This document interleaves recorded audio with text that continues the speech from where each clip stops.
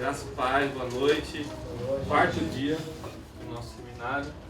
Nós estamos aqui com uma grande expectativa. Esse é o dia, essa é a parte que a gente vai falar de um assunto que eu mais gosto, né? Mas vamos fazer uma revisãozinha, rapidinho, em homenagem ao Cris. Obrigado, Deus. Deus é bom. Bom,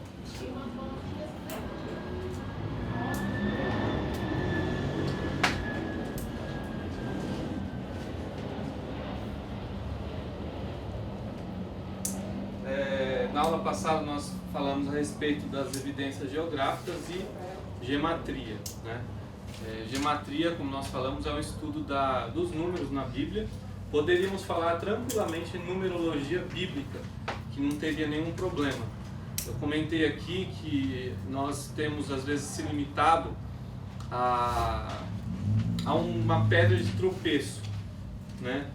Que é essa questão de numerologia, né? A numerologia, nós entendemos que ela é ruim pelo fato de acreditar que os números eles vão fazer influência na vida pessoal de cada um de nós, ou a questão dos signos. E a gente entende que isso aí é uma heresia, é uma doutrina que não é bíblica. Mas nós não podemos se esquecer que os números estão na Bíblia e eles têm os seus significados, e nós não podemos deixar eles de lado por conta deste engano. Se nós deixarmos de lado, nós vamos perder muito na Bíblia. Nós temos muitos números que falam, né? Eu acho que o pessoal não vai ter a participação especial que o Estevinho fez aqui na aula de quinta-feira passada.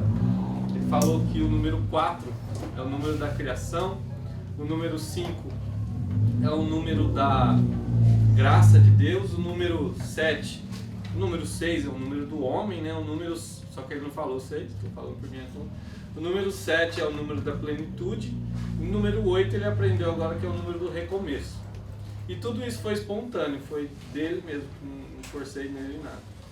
E aí disse o versículo de João 3,16, né?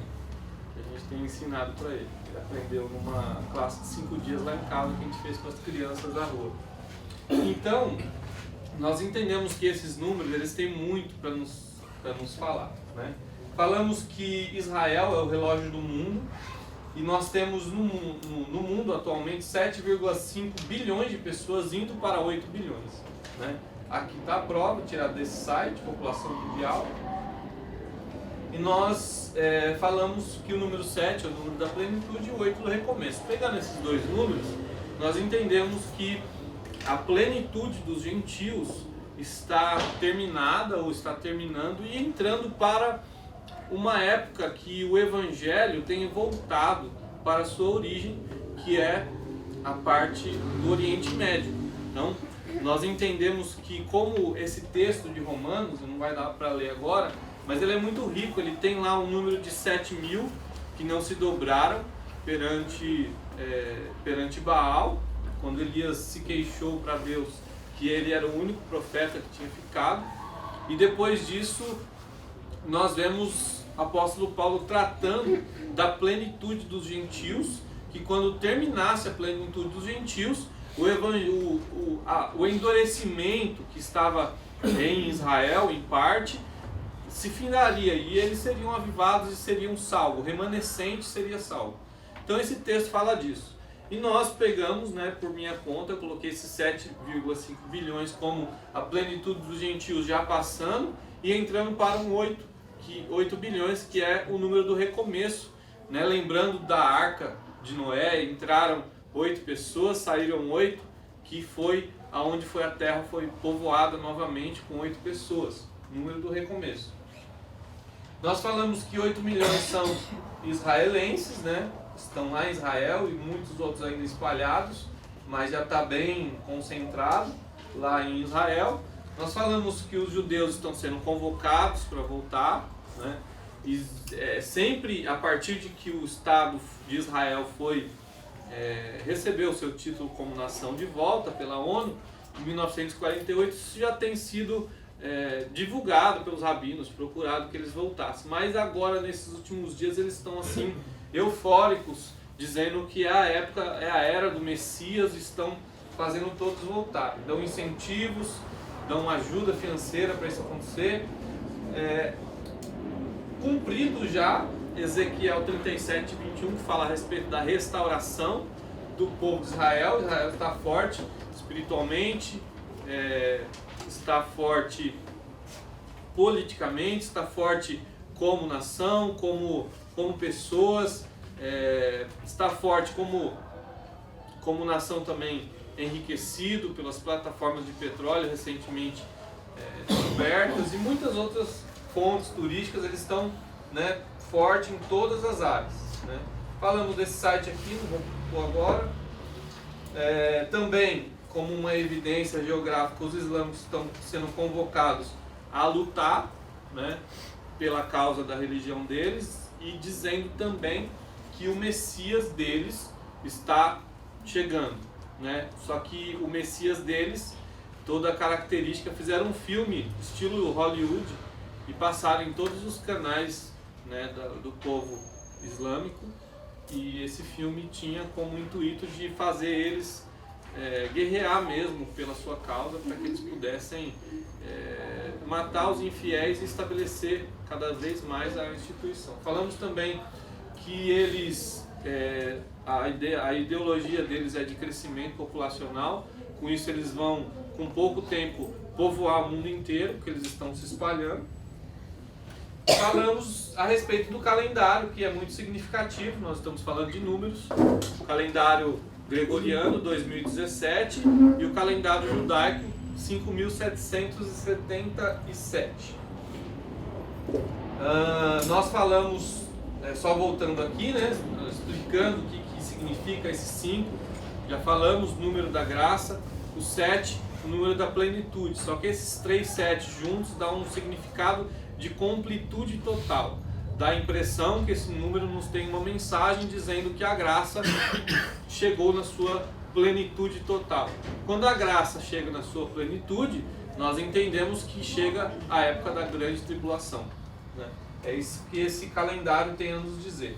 Nós falamos também que o ano 70, né, falando de números ainda e de datas, no ano 70 Jerusalém foi destruído.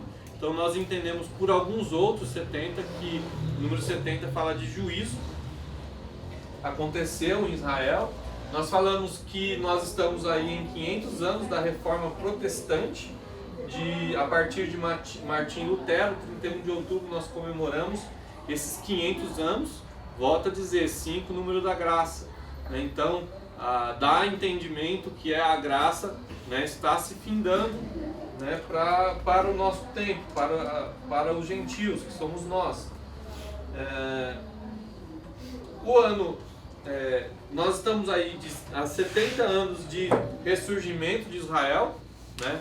Fazemos um link com a época com a parábola da figueira. Foi lá no início, a nossa primeira evidência bíblica, né? Uma geração, né, segundo o Salmo 90, de 70 a 80 anos. Então estamos aí com uma geração.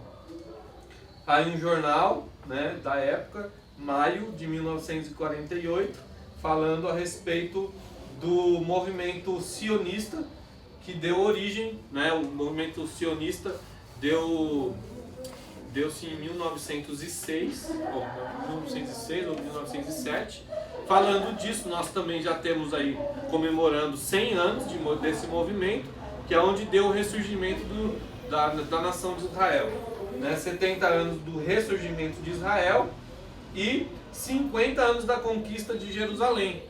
Jerusalém foi nomeada como nação, mas teve a Guerra dos 6 Dias, e nessa guerra o povo de Israel, eles não conseguiram só apenas vencer a guerra numa vitória inédita, extraordinária, milagrosa, a exemplo do que acontecia lá no deserto, mas também eles ficaram 3 vezes maior no seu contra-ataque. E aí eles contra-atacaram seus inimigos e aí conseguiram expandir os seus territórios em 3 vezes mais, né?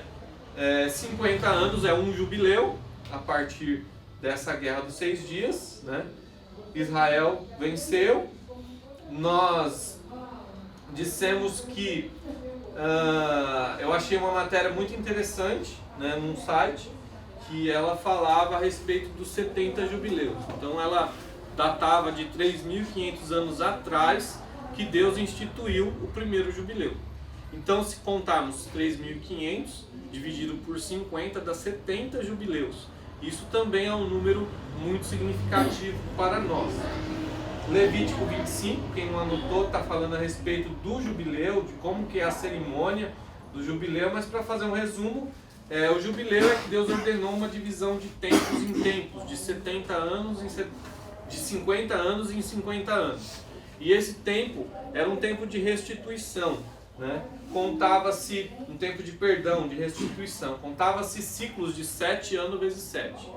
Cada ciclo de 7 anos, no 6º ano ele tinha que descansar a terra, ele não trabalhava, ele colhia só do que a terra dava por si só. E a cada 7 vezes 7, que dá 49, o próximo ano era o ano da restituição, o ano do jubileu. E aí recontava-se o ciclo novamente. Daqui a alguns anos nós terminamos. Minha mente está passando hoje um pouquinho, tá? Igual.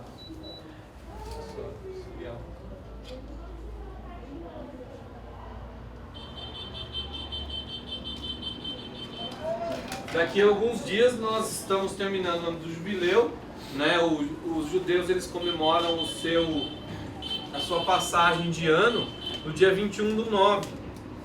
E aí eles começam a recontar esse jubileu. O que nós falamos mais? Nós fizemos uma pergunta devido ao que nós vamos falar daqui a pouco. Será início de uma nova era? Que nova era? Estou falando da teologia da nova era, estou falando de um novo tempo. Esse novo tempo seria a grande tribulação, que é um período de 7 anos. E aí, eu estudando sobre isso, eu lembrei, né, estudando sobre os 70 jubileus, eu lembrei dessa palavra de Jesus, que Pedro perguntou para ele: até quantas vezes eu devo perdoar? Até 7? E Jesus falou assim: até 70 vezes 7. Né? E isso nunca foi para mim assim, algo tão claro, porque, igual eu falei, até num casamento fica meio difícil a pessoa pecar 490 vezes, ou num dia, ou na vida toda. Mas tudo bem, foi um número que Jesus estabeleceu, eu não quero mexer nisso. Foi Jesus quem disse. Mas será que Jesus não estava codificando uma mensagem para a gente? Que 70 vezes o 7, que aí eu coloco como 70 jubileus. 70 jubileus, que dá exatamente 70 vezes 7 vezes 7 mais 1, né, que dá 3.500 anos. Será que Jesus não estava dizendo que terminando esses 3.500 anos, esses 70 jubileus, não seria um tempo de julgamento? Porque Jesus pôs um limite. A gente tem que concordar nisso, 70 vezes 7. Né? Se a gente fosse parafrasear 70 jubileus, né, tem uma brecha para depois dos 70 jubileus ter um período de julgamento, de grande tribulação, que é exatamente o fato da grande tribulação. A grande tribulação não é porque é uma época de problemas, mas é um tempo de julgamento, da ira de Deus, o tempo da ira de Deus.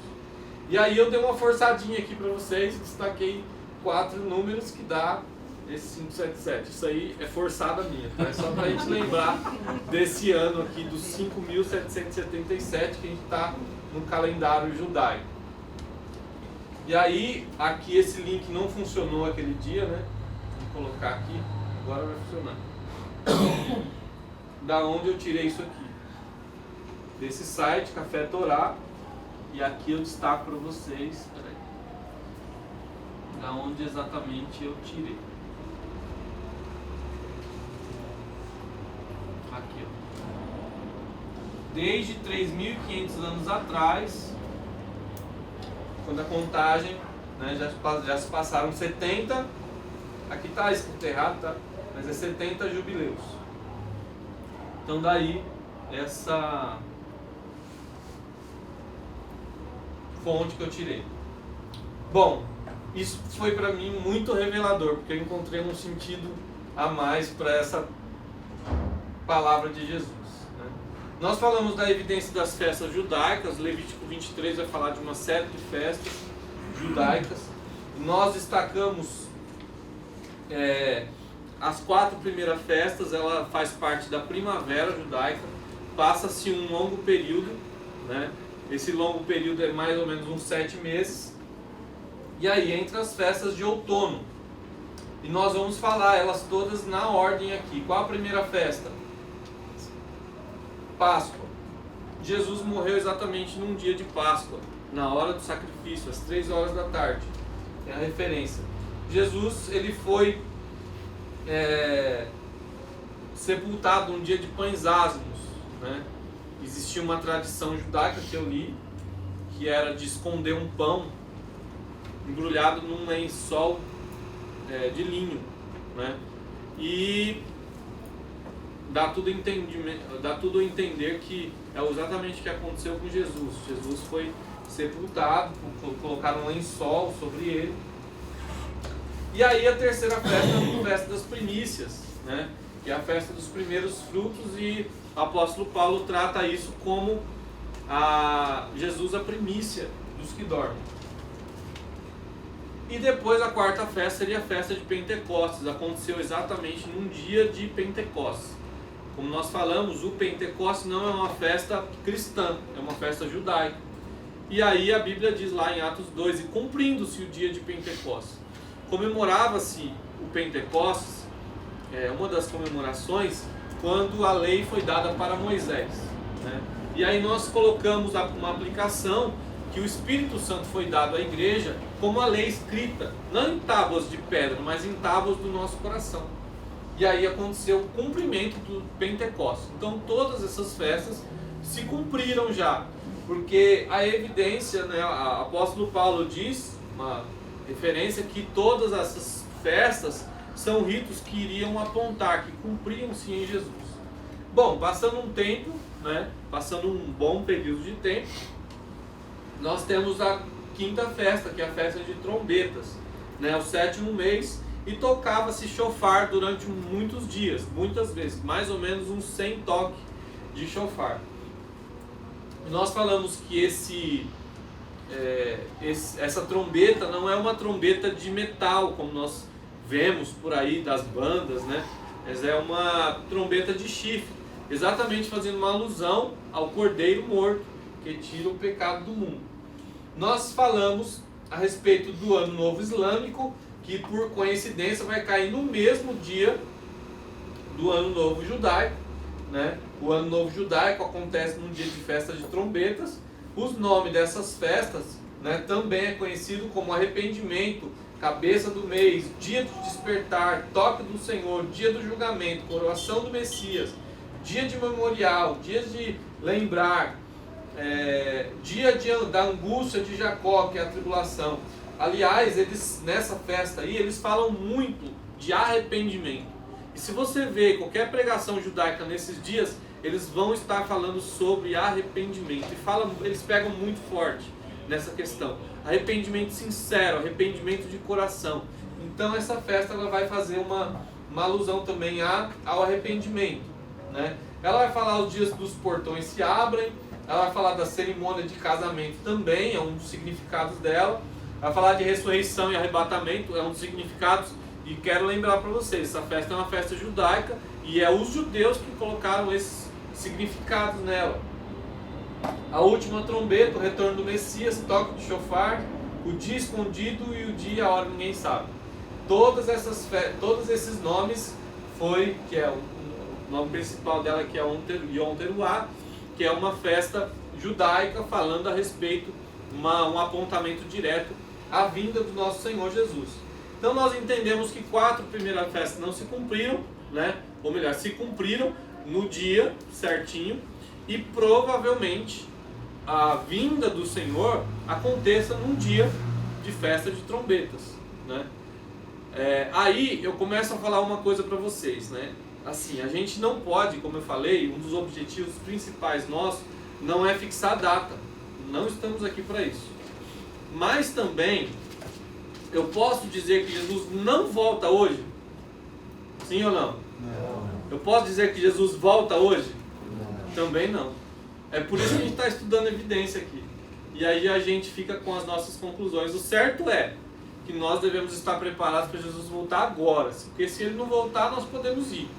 Dá um negócio aí, um treco, um negócio no coração aí, a gente pode ir. E o dia de prestação de conta. Mas a gente tem que estar preparado. Mas essas coisas mexem com a gente. E tudo isso vai montando um cenário. Foi isso que eu estou tentando fazer com vocês. Montando um cenário para a gente poder ter uma preparação. Né? Estar preparado sim, mas ter essa preparação. E as coisas vão se afinar daqui para frente. A grande tribulação vai falar a respeito da festa da expiação, que seria, ou melhor, a festa da expiação vai apontar para a grande tribulação. E aí Jesus fala da grande tribulação. Haverá tão grande tribulação como nunca houve desde o princípio do mundo até agora, nem jamais haverá. Já houve tribulação para o povo de Israel? Sim. Lá no ano 70, teve assim coisas terríveis acontecendo. Que os comentários, eles são fracos. Se a gente ler o livro na fonte mesmo de Flávio José, como foi, nós vamos ver que foi muito grave, muito terrível. Mas nada se compara com o que está para vir ainda este mundo. Nenhuma coisa, nenhuma guerra mundial compara-se ao que está para acontecer nessa terra ainda. A Bíblia fala que, se a gente for fazer uma continha assim, 1/3 da população, 1/3 do rio, 1/3 dos mares, fora o que morre, fora o que não consegue morrer, praticamente a população é dizimada. Né? Se a gente for falar com certeza mesmo, o que fica é os 144 mil e alguns outros gatos pingados. Os 144 mil são aqueles que vão ser preservados por Deus, né? Para entrar no tempo do milênio, sai da grande tribulação e entra com Cristo para o milênio. A proteção de Deus está ali, né? E o restante, praticamente a Bíblia diz que os que estiverem contra o povo de Israel, Deus vai assoprar e vai matar todo mundo. Inclusive o anticristo, o falso profeta, vai ser tudo nesse momento. O corpo deles, que é praticamente um endemoniamento, né, que vai acontecer, uma pessoa do nosso meio vai ser incorporada ali com o diabo e seu anticristo. Então, as pessoas dos exércitos que se levantarem contra Israel vai estar morto, vai estar pego. Então nós entendemos que 144 mil, que é o que a gente tem certeza que sobra aí, né?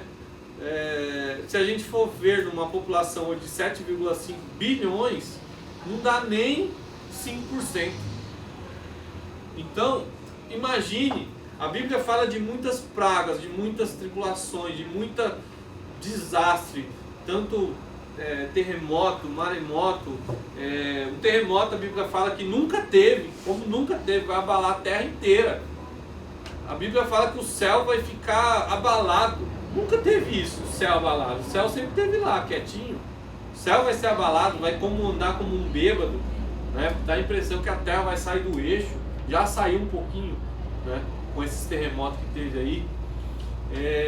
E assim vai ser, né, chuva de fogo, água virando sangue, todas as pragas do Egito lá, de uma maneira muito mais acrescentada na grande tribulação.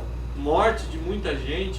Então, além do que o anticristo matar, perseguir, matar, né, certamente vai ter essas pragas vindas do próprio Deus. Então vai ser uma coisa assim que eu não quero ver. E aí a última festa aí do tabernáculo fala a respeito do reino milenial.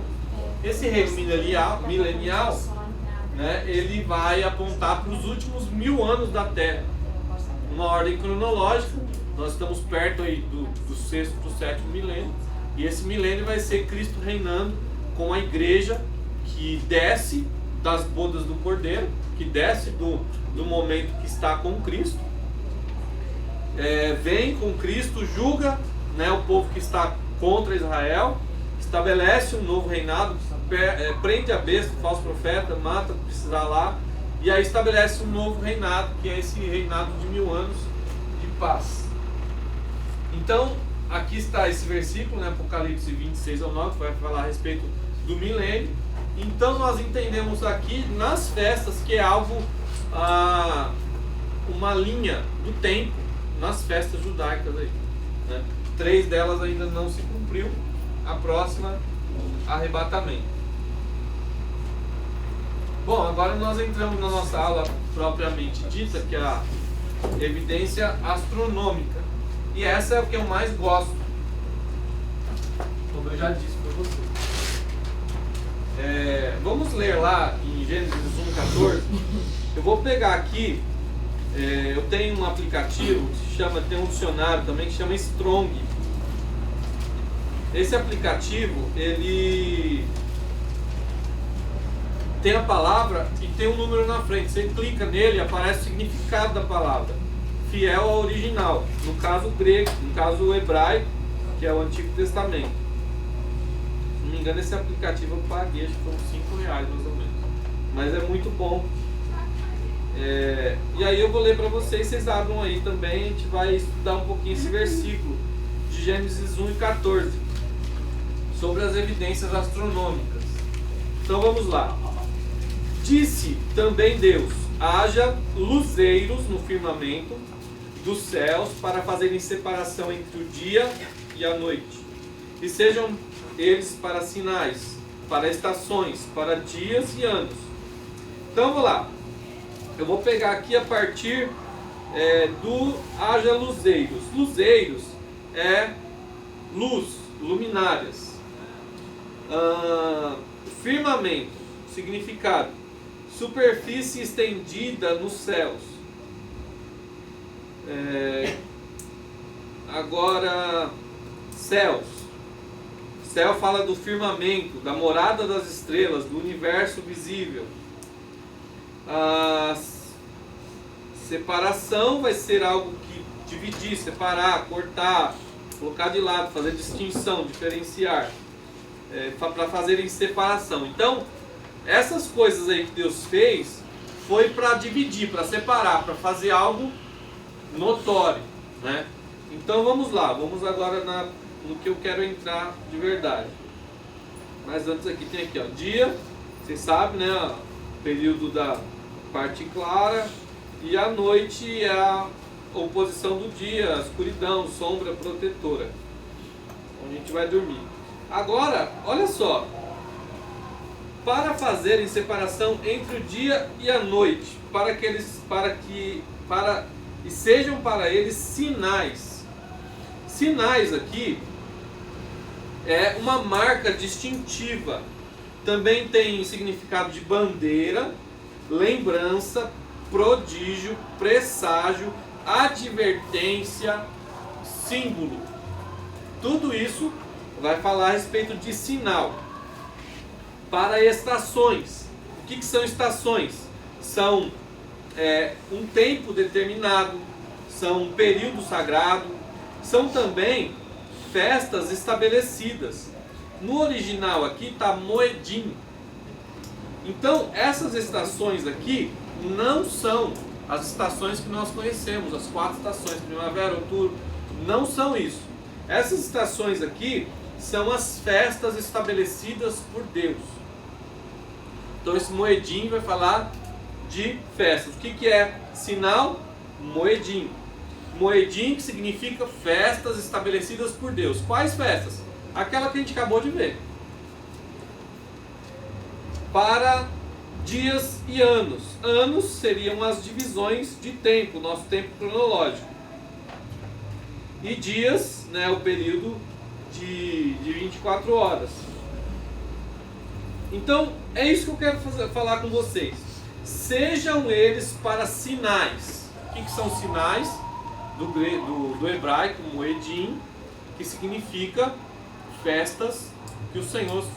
São as santas convocações, aquelas que a gente aprendeu. Então, na minha Bíblia, tem algumas Bíblias que não tem essa vírgula. Sinais, vírgula. Não são uma conjunção, sinais para estações, não é isso. É sinais, vírgula. Então é um significado de sinais, é um significado de estações, que seria a respeito das festas. Então vamos lá. Deus está estabelecendo essas coisas aqui. Que coisas? Luzeiros no firmamento dos céus. Que são os luzeiros? O sol, a lua e as estrelas. E é sobre isso que nós vamos falar. Essas evidências que Deus deixou para nós, sinais. E aí, como eu fiz na parte da gematria, nós precisamos lembrar. Nós não vamos falar de numerologia. O que é, ou melhor, de astrologia. O que é astrologia? Vamos ver lá. É uma forma de adivinhação baseada na teoria que os movimentos dos corpos celestes, as estrelas, os planetas, Sol e Lua influenciam os assuntos humanos e determinam o curso dos acontecimentos. Então, essa astrologia vai falar a respeito de que dos signos, cada signo tem um perfil, e na verdade nós na prática vemos que isso é um engano. Você pegar 3 pessoas de um signo só, você vai ver muitas diferenças nessas 3 pessoas que estão naquele mesmo. Então, só de você observar já vê que isso é um engano. Só que nós não podemos ver, nós não podemos tirar esse significado da Bíblia, que a lua serve para sinais, o sol serve para sinais. O que são sinais? Algo que Deus está dizendo para nós. O que são festas? São algo que eles comemoravam como convocações, que tinham um significado de algo que iria acontecer. Agora, existe uma precaução. E Deuteronômio 4:19 fala que nós não podemos se ajoelhar perante as estrelas, perante os astros e fazer dele deuses. Isso nós não podemos de jeito nenhum. Não há como você pegar e fazer lá um altar para o sol, outro altar para a lua, ou mesmo se ajoelhar. Nós vemos aqui no próprio Brasil, os índios, eles adoram o sol, a lua como deuses. Não são deuses, mas Deus deixou lá por algum motivo, não é simplesmente para iluminar o dia e a noite, são para sinais. Deus não deixou lá. Os próprios antigos que não tinham GPS, eles usavam a lua para se localizar, as estrelas para se guiar pelo mar, pelas constelações.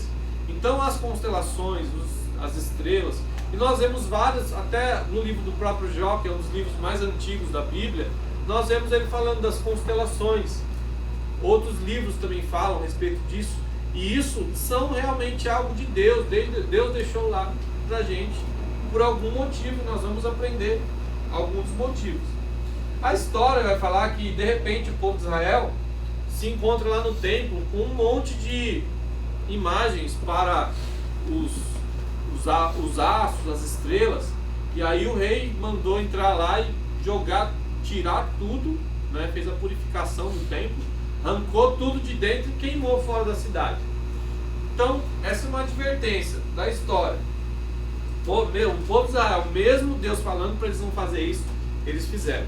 Então acredito que está bem claro, nós não estamos aqui dizendo que essa ciência aqui é a astrologia, mas é algo que Deus deixou para nós entendermos significados. Para nós ocidentais é difícil a gente pensar sobre isso, porque nós temos essa cultura que nós não podemos guiar pelos astros, etc. Mas nós precisamos voltar às essências, às raízes, para não perdermos muitas coisas que a Bíblia deixou para nós. Bom, estabelecido isso com vocês, nós entendemos que Deus deixou para nós esses sinais. Aqui nós temos o Sol, uma estrela de quinta grandeza. Você acha que o Sol é grande? Ela só é de quinta grandeza. Salmo 19, gostaria de descansar minha garganta um pouquinho, gostaria que alguém lesse para nós. Eu gostaria de água também. Por favor.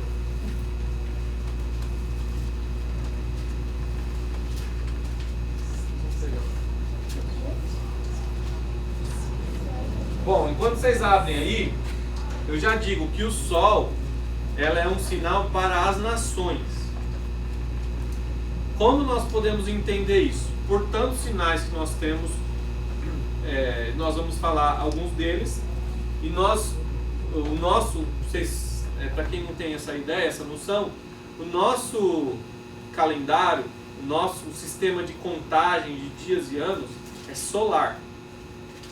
Então, nós entendemos que o Sol, ele é um sinal para as nações. Vamos deixar pré-estabelecido isso, que a gente vai entender mais um pouquinho para frente. Quer ler para nós? Os céus proclamam a glória de Deus. O firmamento demonstra a habilidade de suas mãos. Dia após dia eles continuam a falar. Noite após noite eles o tornam conhecido. Dia após dia eles costumam falar. Então o Salmo 19 fala que o firmamento fala, certo? Tem uma linguagem sem voz que a gente precisa interpretar. Pode continuar. Não há som nem palavras, nunca se ouve o que eles dizem. Sua mensagem, porém, chegou a toda a terra, e suas palavras aos confins do mundo. Deus preparou no céu uma morada para o sol. Dela o sol irrompe como o noivo depois do casamento. Alegra-se como o valente guerreiro em seu caminho. O sol nasce numa extremidade do céu e realiza seu trajeto até a outra extremidade. Nada pode se esconder de seu calor. A lei do Senhor é perfeita e revigora a alma. Os decretos do Senhor são dignos de confiança e dão sabedoria aos ingênuos. Os preceitos do Senhor são justos e alegram o coração. Os mandamentos do Senhor são límpidos e iluminam a vida. O temor do Senhor é puro e dura para sempre. As instruções do Senhor são verdadeiras e todas elas são corretas. São mais desejáveis que o ouro, mesmo o ouro puro. São mais doces que o mel, mesmo o mel que goteja do favo. São uma advertência para o teu servo, grande recompensa para quem os cumpre. Quem é capaz de distinguir os próprios erros? Absolve-me das faltas que me são ocultas. Livra teu servo dos pecados intencionais. Não permitas que me controlem, então serei inculpável e inocente de grande pecado. Que as palavras de minha boca e a meditação do meu coração sejam agradáveis a ti, Senhor, minha rocha e meu redentor. Amém. Se nós observarmos aí, nós vemos uma comparação de Jesus com o sol. Fala a respeito que o sol é um noivo, né? Ele tem o seu trajeto. Enfim, dava uma pregação aí, mas, né, de ciência bíblica, mas a gente não tem tempo. Mas nós vemos que o sol é comparado a Jesus como o sol da justiça. E ele tem uma linguagem, uma palavra. Nós vimos isso nesse... E aí, lembrando, né, sinal para as nações. Vamos falar alguma coisinha do sol. O sol é 1.300.000 vezes maior do que a Terra. Eu não saí nem de Guarulhos. Ele demora, a distância dele demora 8 minutos. Então é 8 minutos luz da Terra. Se o Sol explodir exatamente, por exemplo, você está 8 horas da manhã, se o Sol explodiu, você vai ver a explosão dele chegar em você depois de 8 minutos. Então a gente olha para o Sol, olha que coisa linda, mas a gente está vendo o passado. 8 minutos atrás de quando saiu aquela luz para chegar até nós. Se eu te falar para você que a temperatura da superfície solar é de 5.777 Kelvin, você acredita? Não. Incrédulo. Bom, para quem não acredita, existe um canal na internet que chama-se Google Academics. Não é o Google normal. O Google Academics, ele tem trabalhos científicos, tem livros científicos e etc. Serve para pesquisa de trabalho de faculdade. Porque o Google normal ele tem, a Wikipédia, ele tem muitos erros. Cheguei lá e fiquei dessa informação, meu coração ficou assim, ó. Será que esse negócio é verdade? E aí eu tirei um print da página, né? Esse é o livro. Temas atuais de física. Não é um livro cristão, é um livro de física. Olha o que diz a respeito da temperatura solar. Vou localizar aqui para vocês, ó. A conclusão efetiva da temperatura da superfície solar é de 5.777, mais ou menos 3 Kelvin. O que é Kelvin? Para quem não sabe, Kelvin é temperatura absoluta. O que é Celsius e Fahrenheit? É temperatura relativa, porque eles não começam do zero. Então nada mais justo do que Deus pegar a temperatura absoluta e colocar lá no Sol. Será que é algo que Deus está dizendo alguma coisa para nós? Eu deixo para vocês. Sei que quando eu descobri isso, meu coração pulou para fora. Bom, em Joel 2:30, vamos abrir?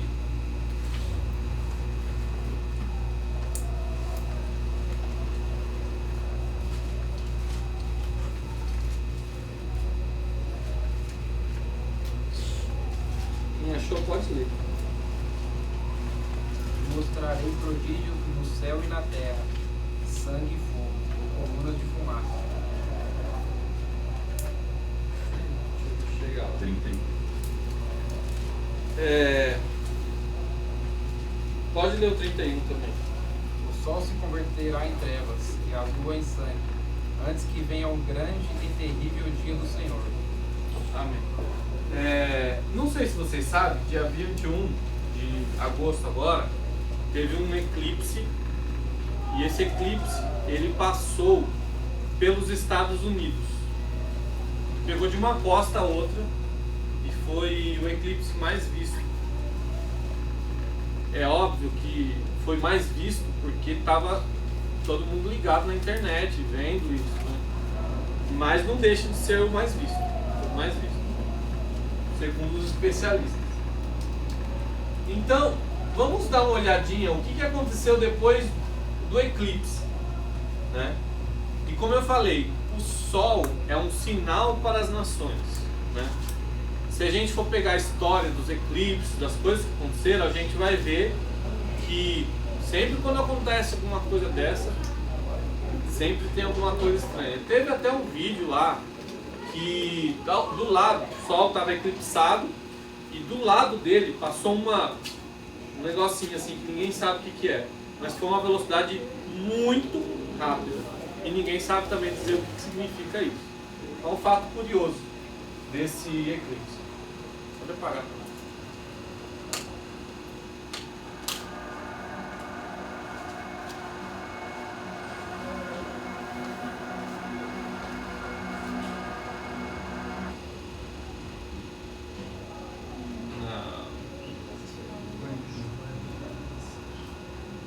Deixa eu ver se volta.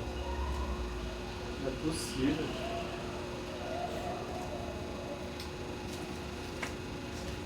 Eu ainda assisti isso hoje. Deixa eu ver se é a internet. Bom, mas eles não vão parar não. Deixa eu falar o que aconteceu. Pode acender. Aconteceu o seguinte, depois eu mando o link do vídeo pra vocês. Se tiver no ar ainda, né? Eu assisti esse negócio à tarde. E a gente começou a assistir, vocês viram. Aconteceu que logo que aconteceu o eclipse, pegou fogo numa parte muito grande, muito extensa das florestas dos Estados Unidos. E ficou assim praticamente vários dias esse fogo. E igualzinho o Joel falou aqui, ó. Grandes nuvens de fumaça, sangue e fogo. As águas, por causa dessa penumbra vermelha aí que vocês viram, ficou parecendo que estava tudo vermelho as águas, né? E o sol, o céu ficou bem vermelho mesmo e muita fumaça, o povo tudo tossindo. Foi um negócio feio lá. Enquanto isso também, não sei se vocês acompanharam, o furacão, esqueci o nome dele, foi um negócio feio também, né? Matou muita gente lá. Então nós entendemos o recado, né? O povo dos Estados Unidos, eles têm vivido uma apostasia. Eles que baseavam a sua lei na Bíblia, eles feriram muito, aprovando aborto, aprovando casamento homossexual, aprovando um monte de barbaridade e fugindo totalmente daquilo que eles começaram. Os Estados Unidos foi um povo que eles foram colonizados pelos judeus. É um povo que tinha, um povo assim, top, mas infelizmente estão pisando muito na bola. Então nós começamos a enxergar um propósito do Sol. Vamos falar a respeito da Lua. E aí, né, a Lua é um sinal para Israel. Nós vamos daqui a pouquinho juntar tudo isso. Lucas 21, versículo 25.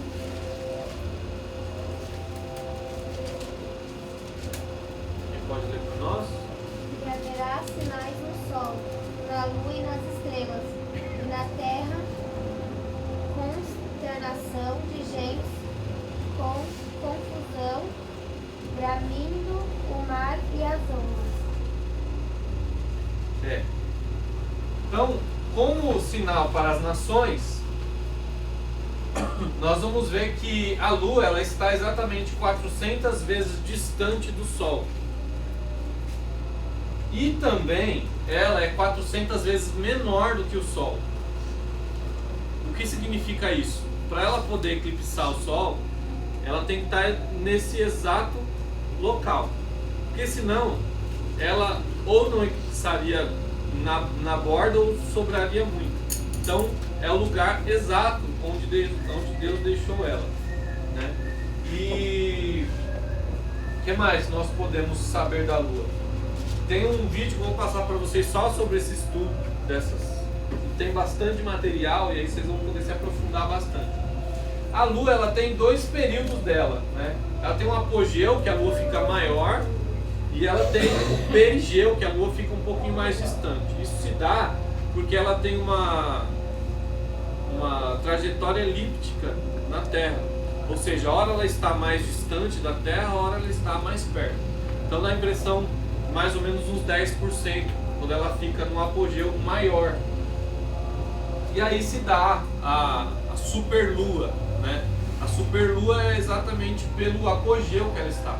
E aí é algo que também é matematicamente, na probabilidade, quase que impossível dessas coisas que você vai ver acontecer. Sabemos que na última superlua, em 1948, aconteceu a fundação do Estado de Israel. E depois todo o povo foi congregado. Passaram-se uma diáspora de 2000 anos, depois eles agora estão muito judeu em Israel e agora estão voltando. O que será que a lua, superlua de 28/9/2015 tem para nos dizer?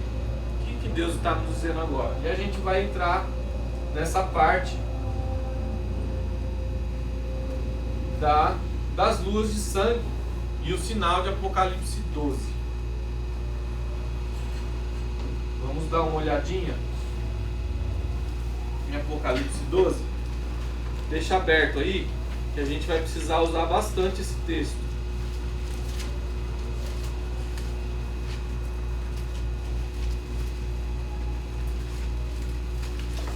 Todos acharam? Achou? A gente vai lendo aqui, aí você vai se encontrando. É lá no fim da Bíblia. Apesar que não adianta muito dizer, né, que essas Bíblias de estudo tem um monte de coisa lá. Fica difícil de qualquer jeito. Diz assim, ó: eis então que surge nos céus um portentoso sinal, uma mulher vestida de sol, com a lua debaixo dos seus pés, com uma coroa de 12 estrelas sobre a cabeça. Ela estava grávida e gritava de aflição, pois estava para dar à luz. De repente apareceu um outro sinal no céu, um poderoso dragão vermelho, com 7 cabeças e 10 chifres, possuindo sobre as cabeças 7 coroas. Sua cauda arrastou consigo uma terça parte das estrelas do céu, as quais arremessou sobre a terra. O dragão posicionou-se diante da mulher que estava para dar à luz, a fim de devorar o seu filho, assim que nascesse. Todavia nasceu-lhe um filho, um homem, que reinará sobre todas as nações com cetro de ferro. E o seu filho foi arrebatado para junto de Deus e do seu trono. E a mulher fugiu para o deserto, para um lugar que lhe havia sido preparado por Deus, para que ali a sustentasse pelo período de 1260 60 dias. Houve então uma guerra no céu. Miguel e seu exército de anjos lutaram contra o dragão, ao que o dragão com seus anjos revidaram. Contudo, esses não foram suficientemente poderosos e desta maneira perderam o seu lugar nos céus. E assim o grande dragão foi excluído para sempre. Essa é a antiga serpente, chamada Diabo ou Satanás, que tem a capacidade de enganar o mundo inteiro, e os seus anjos foram lançados à terra. Só até aqui. Cada versículo desse, cada parágrafo, cada coisinha a gente vai tentar elucidar através desse momento que a gente tem aqui. Bom, nós vamos falar aí das tétrades de lua de sangue. Não sei se você ouviu falar. Elas começaram em 15/4/2014, no dia de Páscoa. Então, por quem foi denominado lua de sangue? Foi pelos cristãos? Não. Foi pela NASA. E aí nós observamos em Joel, né, que também Joel, também em outros, em Apocalipse e em Mateus, se não me engano. Atos, perdão. Então, temos 3 referências na Bíblia a respeito de luas de sangue, né? Luas como sangue, luas, enfim. E aí nós entendemos, né, aí nós falamos que as luas, elas são os sinais para o povo de Israel. Por quê? Veja aí, que dia que foi essa lua de sangue? Numa Páscoa. A segunda lua de sangue foi no mesmo ano, numa festa de tabernáculos. Agora aconteceu um eclipse no dia 20 de 3 de 2015. Depois, uma outra lua de sangue na Páscoa do ano seguinte, no dia 4/4/2015. Como eu falei para vocês, essas luas de sangue não são um negócio muito explicável. A NASA tenta explicar, mas não convence muito a respeito de por que acontece isso. Por que acontece da Lua, em alguns eclipses, ela ficar vermelha, em outros ela ficar apagada? Não explica. O que eu quero ficar é com a Bíblia, que é um sinal mesmo de Deus. Deus faz algum jeito lá, pode ser físico ou não, mas ele faz ela ficar vermelha para sinais. E aí, não sei se vocês observaram, uma lua maior. Aconteceu algo raro, muito raro. Uma super lua de sangue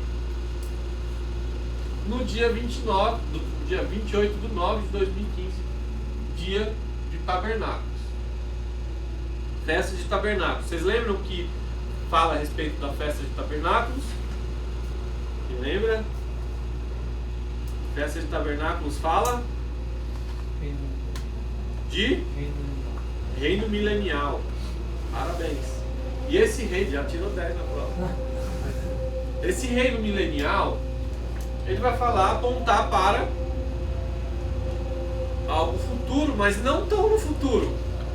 Pense se Jesus voltar agora, só 7 anos já entra o milênio. Mas vamos lá. E aí agora, o 6º evento, no dia 21/8, como nós já falamos, o eclipse. Como nós falamos também, ele foi o mais visto até hoje. Algo também inédito. Como nós falamos, passou por todo... aqui do Brasil não foi visto parcialmente. Só lá do povo do Nordeste. Não sei se a Michelle estava lá esse dia. Não, lá não. Passou por lá nesse dia e só foi visto por uma parte, mas foi mais visto pelo pessoal mesmo dos Estados Unidos, né? Bom, nós temos aqui 6 eventos e com esse é o 7º. Qual é esse evento que é o 7º? Esse aqui que eu quero explicar, a gente vai parar um pouquinho nele aqui. É exatamente o sinal do Apocalipse 12. Qual que é o sinal do Apocalipse 12? Um grande e portentoso sinal no céu, uma mulher vestida de sol. Esse aqui é um alinhamento que nós temos visto por um programa de computação chamado Stellarium.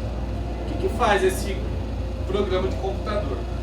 Ele tem os principais planetas e astros que se movem, né?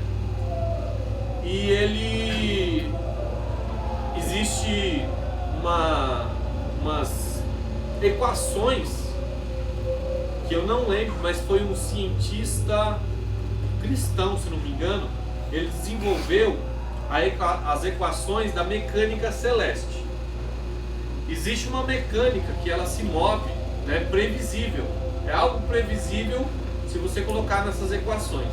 Esse programa Stellarium juntou todas essas equações e para um computador dos dias de hoje é facinho. O que é difícil é você ficar na mão fazendo todas essas equações, porque cada movimento muda uma variável e você tem que mudar e dar outro resultado e fica uma luta. Agora nós temos esse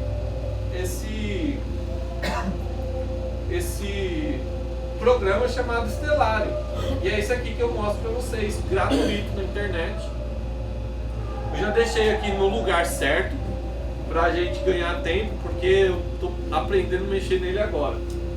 Mas aqui nós vemos, exatamente aqui onde eu estou fazendo, a constelação de Virgem ou Virgo, né, em algumas outras línguas. Só para você ter uma ideia, aqui está ativado, né, as linhas das constelações. Eu vou desativar aqui para você ver que só aparece estrela, tá vendo? Ativei as linhas das constelações. Se a gente ativar aqui, ativa a figura das constelações. Só para você entender, aqui a parte do leão, né? Se a gente tirar isso aqui, aparece um rato. Sim ou não? Mas isso aqui não é eu que disse, são os astrônomos, não astrólogos. Os astrônomos, cientistas, NASA e russos, cientistas, né? Isso é ciência. Então, se a gente ativar, a gente vai ver aí um leão, né? E uma mulher, que é uma chamada de Virgem, né? Então, eu vou desativar só para não confundir a gente, para a gente ficar mais atento às linhas das constelações. Então, essas linhas das constelações, deixa eu ativar aqui a data. Cadê a data?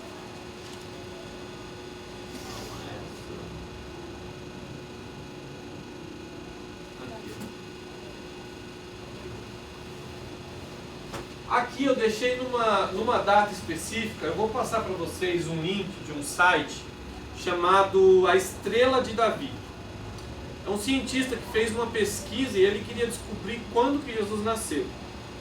É uma longa história, não vai dar para contar para vocês aqui. Mas esse cientista cristão, ele chegou numa data, né, do ano -2. Você sabe que Jesus ele não nasceu por um erro no calendário aí, exatamente no ano 0, nem mesmo porque não tem ano 0 do nosso calendário gregoriano. Ele nasceu entre 4 e 3 e 2 anos a menos para baixo. Então, esse dia aí, exatamente, gostaria que vocês ficassem prestando atenção aqui, ó. Vou até deixar aqui. Esse é o planeta Júpiter, vocês estão vendo a legenda ali, ó. Júpiter. E esse aqui é uma estrela chamada Regulus. Pois bem, esse planeta Júpiter, o significado de Júpiter é planeta rei, conhecido na astronomia. Por que planeta rei? Porque é o maior dos planetas do nosso sistema solar. E o que significa Júpiter, então? Planeta rei. Bom, essa estrela, que faz parte da constelação de Leão, chama-se Regulus. Essa estrela, a tradução, se chama Pequeno Rei. E não sei se vocês estão vendo, ela está na constelação de Leão. Leão é o rei da selva, certo?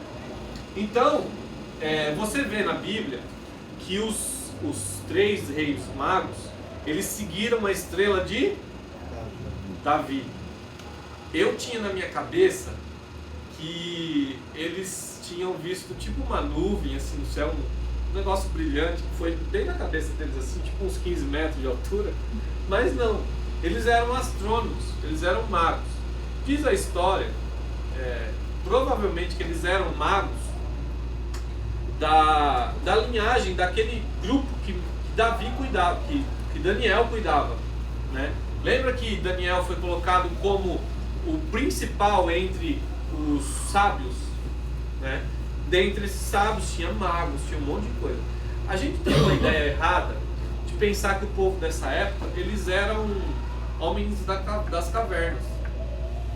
A gente vai entrar numa parte científica daqui a pouco, que nós vamos entender que eles só não tinham a ciência que nós temos, assim, da energia elétrica, e com isso deu um avanço muito grande em muitas coisas, mas isso também tem um significado. Mas eles eram talvez mais inteligentes do que muitos de nós hoje. Eles nem assistiam televisão, então os caras tinham a mente assim, desbloqueada. Só que televisão é terrível pra gente deixar alienado, né? Então, as pessoas de antigamente eram muito inteligentes. Tire isso da sua cabeça que eles eram pessoas, né, sem entendimento, sem informação. E esses reis, eles seguiram a estrela de Davi, e pela estrela eles descobriram, né, que tinha nascido um rei importante, e aonde tinha nascido e quando tinha nascido. Essas informações estavam na posse deles, e eles não erraram, eles acertaram.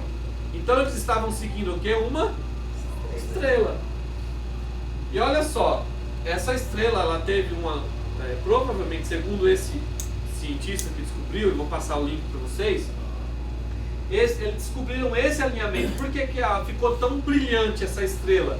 Foi algo muito que chamou a atenção deles. Olha só esse alinhamento de Júpiter e de Régulus. Deu para ver? Aqui eu estou mudando os dias, tá? Ó, conforme eu estou indo para trás com os dias, tá vendo? O movimento.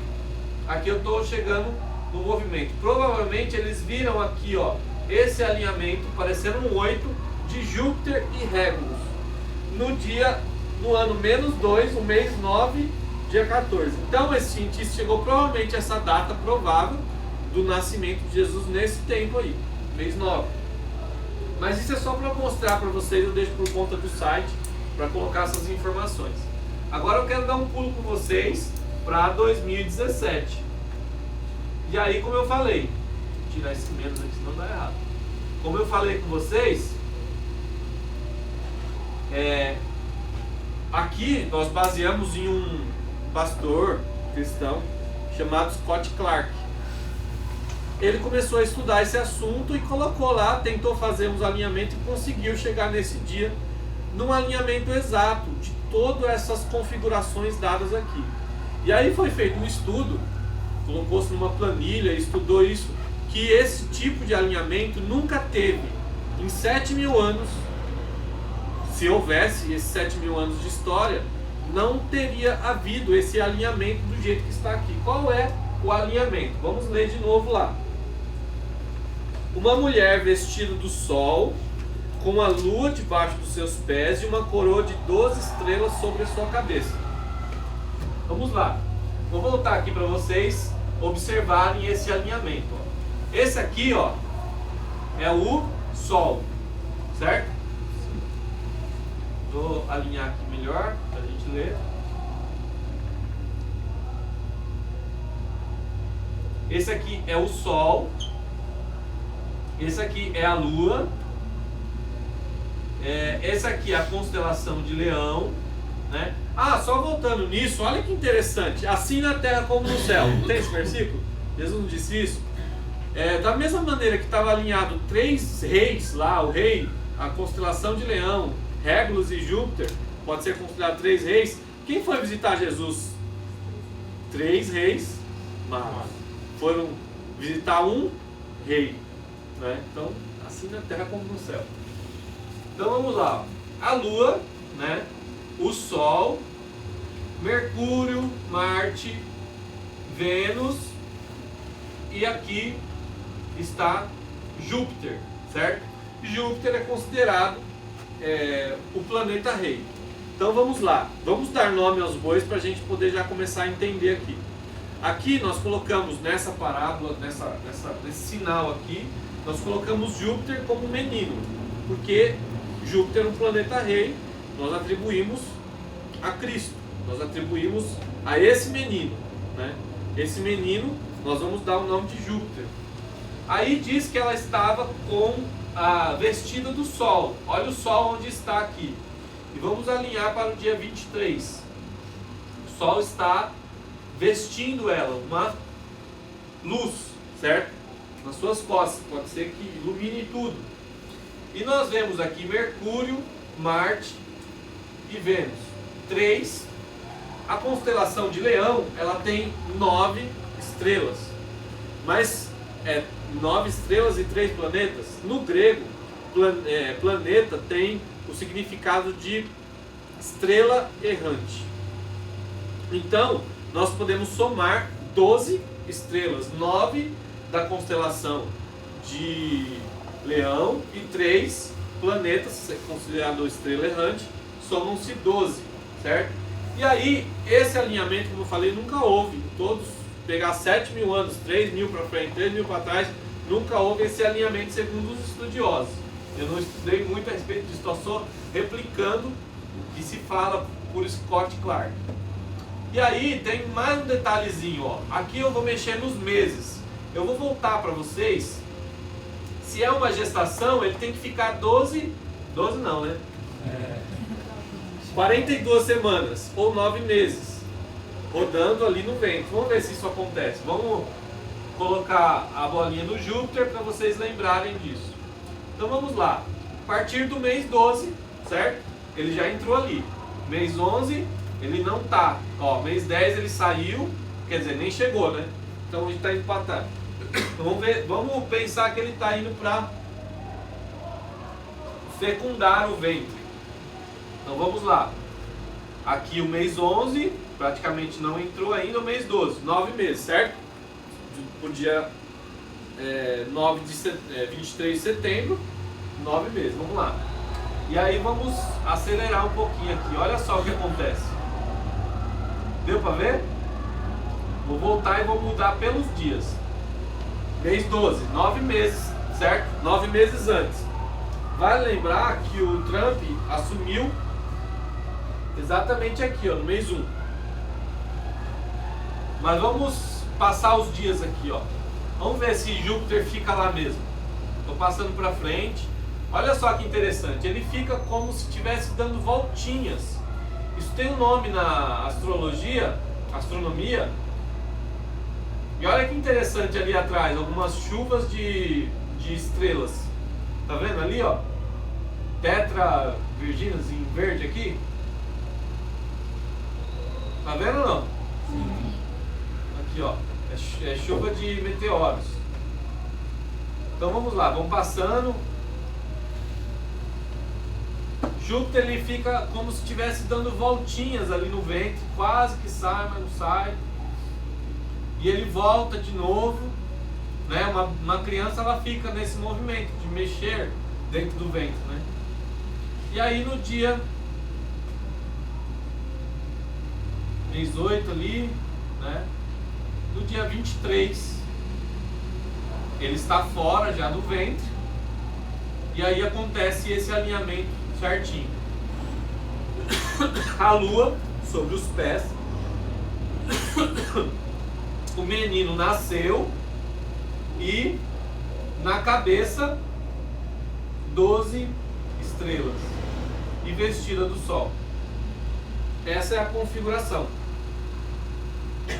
Coincidência?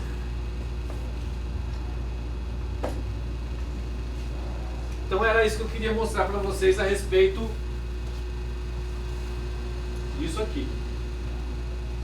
Então seria essa a constelação, né,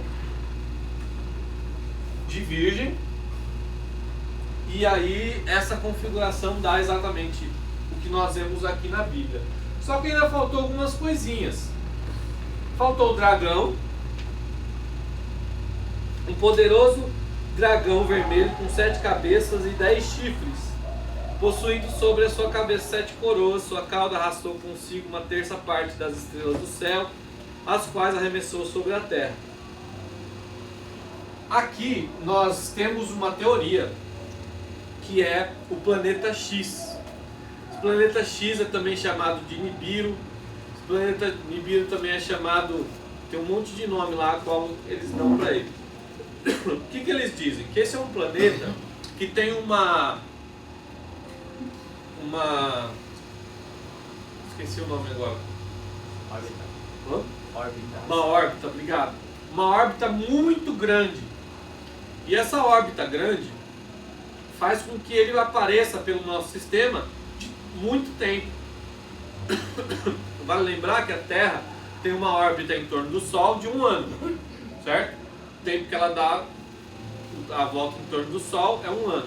Outros planetas, a órbita deles ou é menor do que 1 ano ou maior do que 1 ano. E esse planeta, chamado planeta X, ele tem uma órbita, segundo essa teoria, muito elíptica, né?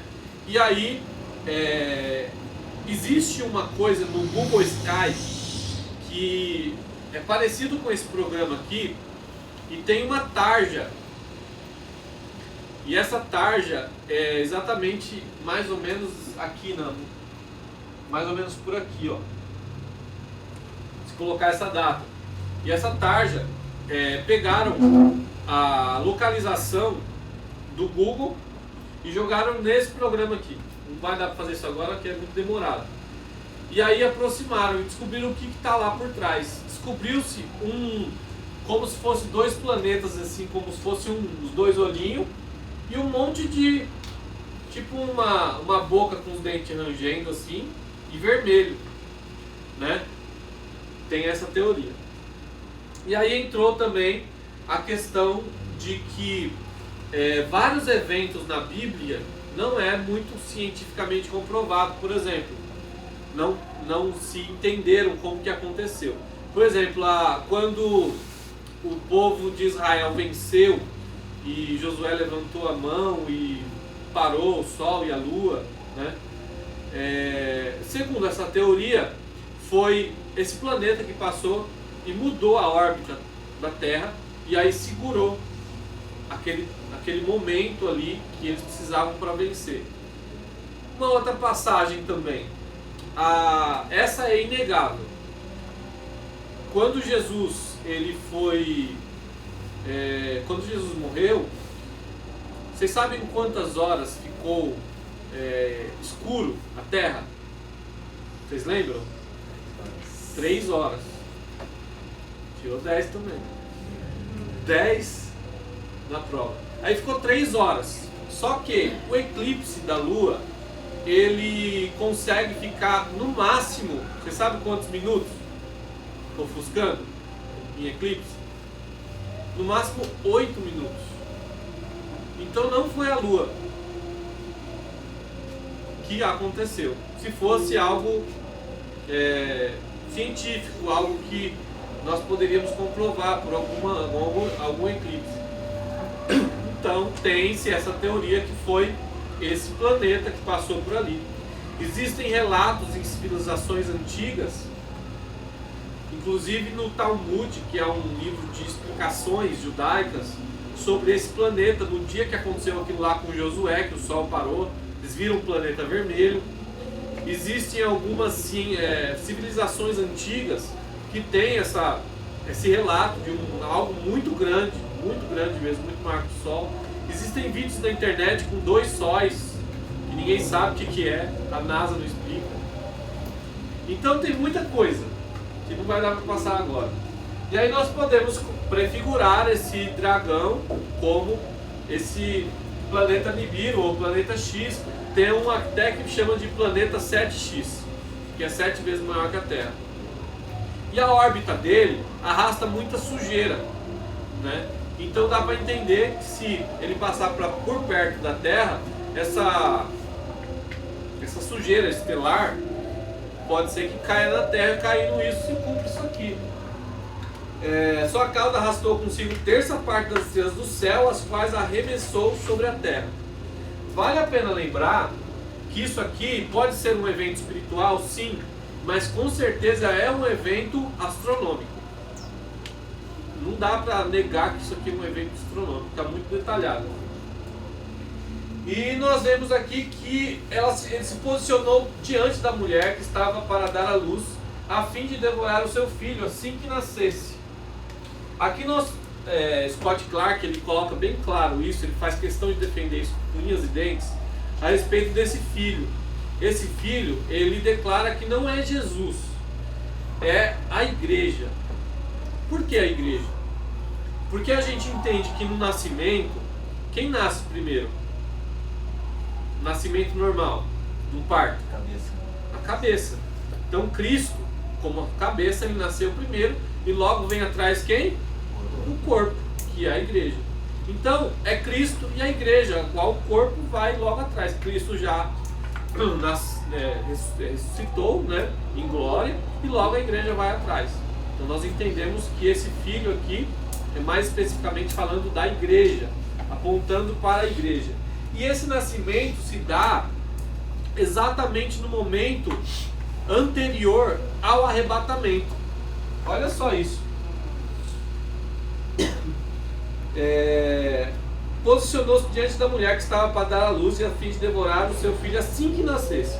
Todavia nasceu-lhe um homem que reinará sobre todas as nações da terra. E nós entendemos que a igreja tem essa vara de ferro, porque lá em Apocalipse fala que nós estávamos reinando com Cristo e assim por diante.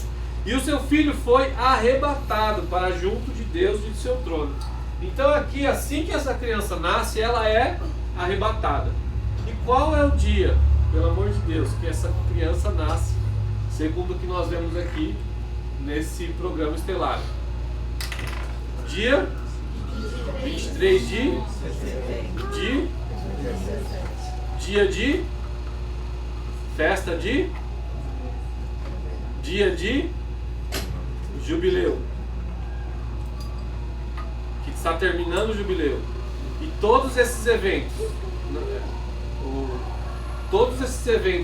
que nós aprendemos a respeito da figueira, né? Então, eu estou marcando data aqui não, mas é algo para a gente estar atento a esse dia, né? Vamos ver mais um pouquinho.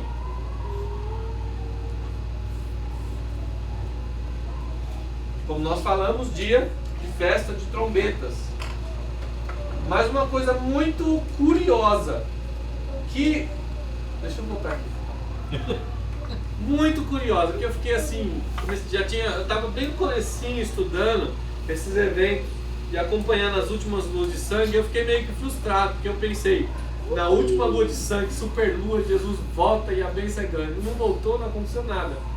Eu falei, que negócio aí, não aconteceu nada. Depois, passando um tempo, estudando, desanimei, depois voltei, retomei. E aí eu descobri um negócio interessante. Que de uma lua de sangue lá, do dia 15 de 4 de 2016, até esse evento de Apocalipse, são 1200... Pega a sua Bíblia de novo.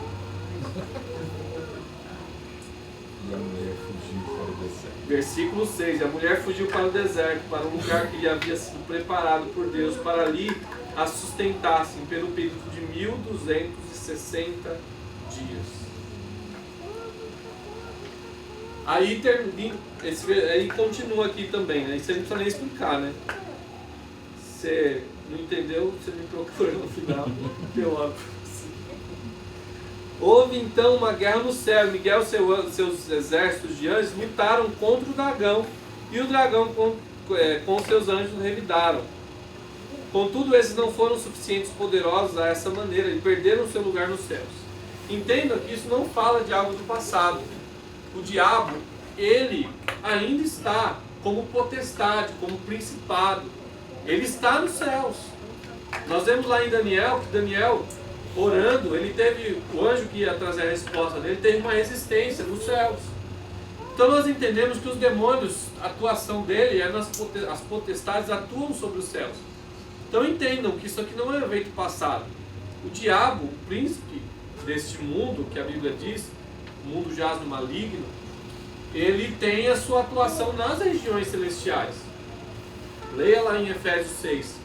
E aí nós entendemos que esse evento aqui será o evento imediato a quando o diabo for preso.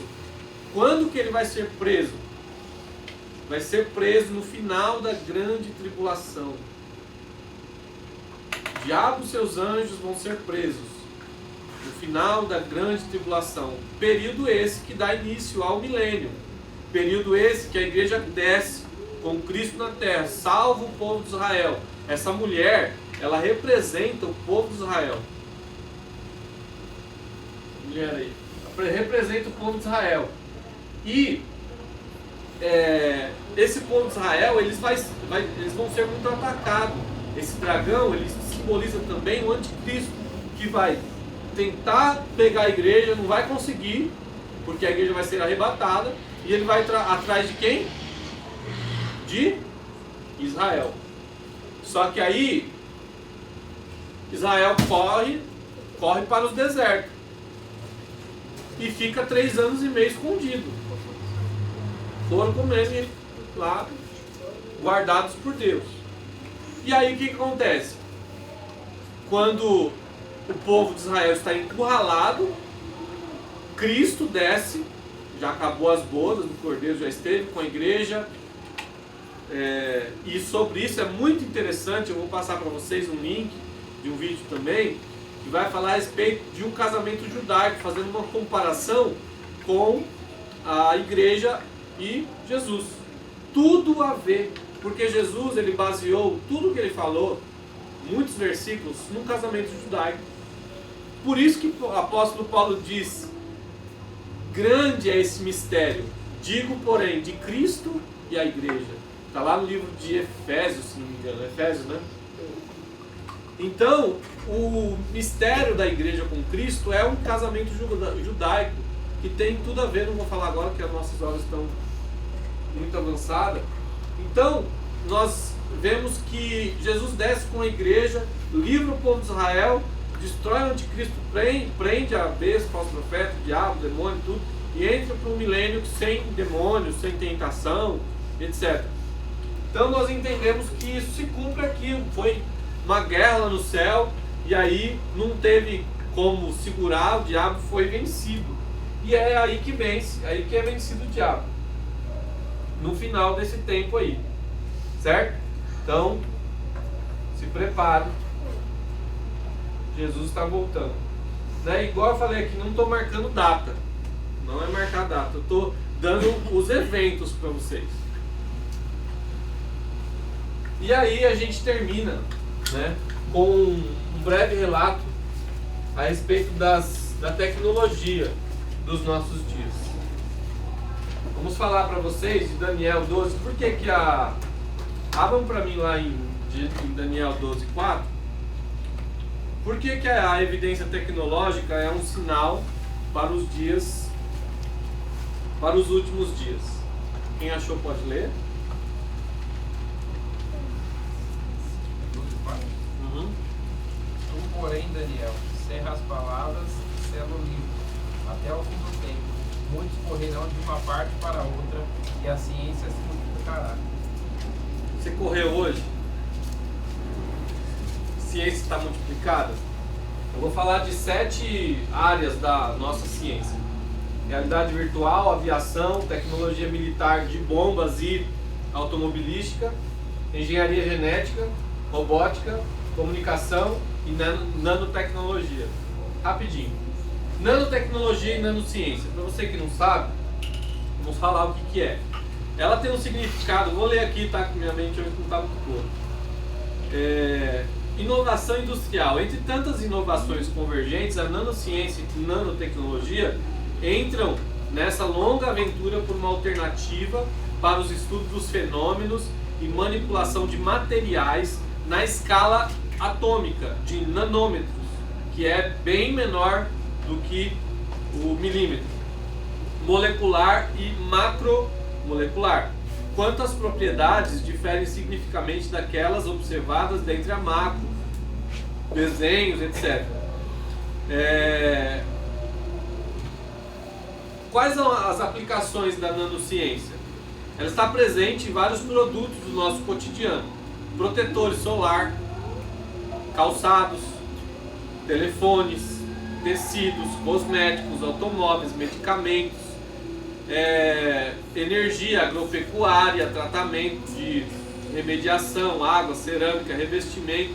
Então, a ciência hoje em dia cresceu porque ela se preocupa com essa parte nano da coisa. E qual é a maior inspiração? Na natureza. Você já viu o tamanho do mosquito? Para ele voar? É muita soberba, né? Mas foi Deus quem fez. A gente tem que fazer um equipamento enorme para voar. A nanotecnologia tem diminuído tudo para fazer as coisas cada vez mais eficientes, mais econômicas, né? É tudo um olhar para as coisas que Deus fez. Diante da importância da área tecnológica para o desenvolvimento industrial, com o objetivo de promover a articulação entre o desenvolvimento da nanotecnologia e das necessidades da indústria, a agência promoveu vários seminários, blá, blá. Mas o que é importante para a gente entender? Essa nanotecnologia e nanociência, ela se aplica em todas as áreas que a gente vai tratar daqui para frente. Ela é uma boa base. Só que ela só deu uma guinada a partir de uns 50 anos para cá. Olha como é recente a nossa tecnologia. A robótica. Se você pensa na robótica só como um robô, e aqui eu gosto de falar disso, porque a minha área é tecnologia. Estou fazendo faculdade de... agora deu branco. De automação e controle. É mais ou menos parecido com mecatrônica. Ela envolve elétrica, mecânica, programação, um monte de coisa. Ela funciona na base das automações de empresas para ter maior produtividade. Então a gente estuda muita coisa de programação, de tecnologias, e olha que a gente não sabe de tudo. Então a robótica, ela não se restringe simplesmente a robôs, né?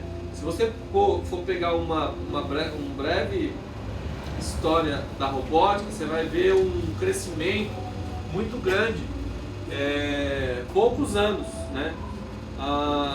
Poucos anos para cá ela vem crescendo, mas não pense na robótica como simplesmente a parte de robô, isso é mais fictício. Ela atende bastante a área de empresas, né? A qual faz o trabalho de trabalhadores manuais com muito mais eficácia, rapidez, segurança, produtividade, limpeza, organização, não precisa pagar direito trabalhista por ela. Então ela tomou lugar de muita gente aí, mas também teve muitos benefícios. Pessoas que se especializaram entraram no mercado de trabalho. Mas a robótica ela atinge muitas coisas, né? Então o povo tem feito até pessoas, né, robôs muito parecidos com pessoas. Então ela está uma evolução muito grande. Mas tudo isso o quê? Imitando o ser humano, imitando coisas e aperfeiçoando isso. A tecnologia na comunicação. Você sabe, né? A comunicação ela passou por muitos estágios. Ela começou lá dos primórdios, né? Os primeiros seres humanos começaram a se comunicar verbalmente. Aí depois, da forma escrita, né? Através de pedras, através de tábuas, de argila, através de papiro, através do pergaminho. Aí Gutenberg, né? Bem perto da gente, mais de 1500, né? Depois de Cristo, ele fez a primeira prensa, que deu agilidade às cópias que eram feitas manuais. E essa prensa de Gutenberg foi uma explosão daí para frente, porque começou a se imprimir os livros. Antigamente se imprimia, quanto que era, João? Um livro, uma Bíblia a cada quantos meses?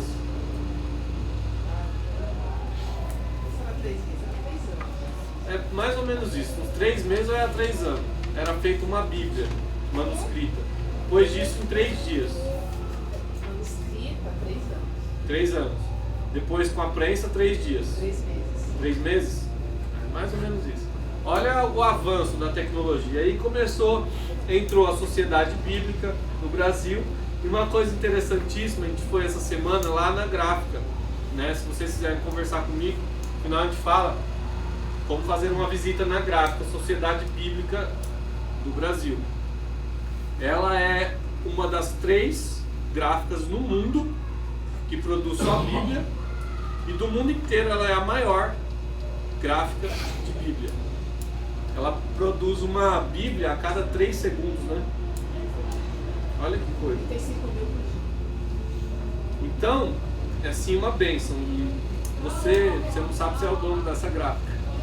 Lá você vai saber como que é isso. Mas, olha que coisa interessante. O ano que vem ela vai fazer 70 anos no Brasil. Gente. E tudo estava igual por séculos, até que teve essa tecnologia que mudou a nossa comunicação. Antigamente, lembra dos índios fazendo fumaça? A partir de 1825, o inglês William Sturgeon desenvolve o eletroímã e as multispiras. Primeiro passo. 1937, Samuel Morse inventou o código Morse através das batidinhas. E aí se comunicava à distância. 1872, Thomas Edison inventou a máquina de escrever elétrica. 1876, Alexandre Bell, ele inventou o sistema de telefonia, mas só foi implantado em 1900. Em 1887, o alemão Heinrich Hertz produz as ondas de rádio. 87 também, o americano inventa o disco de gramofone. Em 1893, Valdemar Poulsen inventa o primeiro radiogravador sonoro magnético usando fio de aço por meio da gravação. Vou pular um pouco aqui. Em 1926, o início do serviço da telefonia em Londres. Pula mais. 1935. Quanto tempo não passou aqui? 4.000 mais 5, quase 6.000. Não tem 100 anos que isso aconteceu. Primeiro radar, 1935. 1938 inventa a codificação de pulso. 1947 inventa o transistor de junção nos laboratórios Bell. Isso aqui foi a explosão da parte dos. Aqui foi o início já dos primeiros processadores, porque o nosso processador é milhares de transistores, e aqui foi, né, uma escala grande, já foi substituída pelas válvulas, né? Não sei se alguém já viu a TV a válvula. E deixa eu ver, 1955, introdução do pager como um produto de comunicação usado nos hospitais e fábricas. Gente, eu tive um pager. Me senti velho. Quando eu trabalhava de office boy. 1955, uso da fibra ótica por indiano, por meio de transmissão. Olha, isso aqui já foi terrível. 1958, primeiro circuito integrado. 1960, o satélite passível de comunicação foi lançado com êxito. 1969, os Estados Unidos começa a instalar a atual internet, que era a ARPANET. Quando? 69. 1969. Em 1979, o Japão constrói a primeira rede de telefonia celular. 79. 83, a primeira telefonia nos Estados Unidos. Em 90, os BIP eletrônico, acho que é esse aí, né? 95, os celulares já tinham acesso à internet e vídeo. 84, a internet se torna mundial, voltando um pouquinho. 88, o primeiro cabo de fibra ótica atravessando o transatlântico. 97, a sonda espacial Mars envia as primeiras imagens para a Terra. 2004, a comunicação wireless é empregada em aeroportos, universidades e outras instalações de acesso à internet. Olha só, eu estou dizendo um negócio aqui da evolução, mas algo que não tem 100 anos. O que Daniel disse? Vamos voltar para Daniel, não fugir dele. Daniel disse que nos últimos dias iria ter um avanço da ciência e as pessoas correndo de um lado para o outro. Hoje, vamos falar de hoje. Existe uma pesquisa já em andamento, já muito legal, que é o entrelaçamento quântico. O que é isso? Isso aqui é a evolução da comunicação. Hoje em dia nós temos as velocidades da internet, né? Quem tem muito aí tem 100 MB em casa, né? E me avisa lá que eu vou ir lá usar um pouquinho.